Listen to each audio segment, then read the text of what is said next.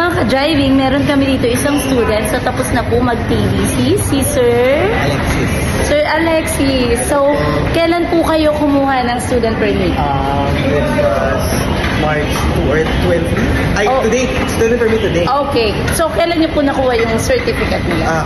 Today din. Okay. Bilis lang. Okay. Natapos ko lang ng theoretical driving course. Nakuha ko agad yung certificate. And then within the same day, natapos ko din makakuha ng student license. Wow, yay! Ang galing po yan si Sir, ha? 2 days po sila umattend ng aming Yes. TDC, Theoretical Driving Course. And now, magpo-practical driving na po si Yay! Sir. Binigyan ka na po ng schedule, Sir? Yes, meron na. Wow, talaga? Kailan po? Next week, mag-start na ako. Ano po yung drive nila? SUV or sedan? Okay. Automatic.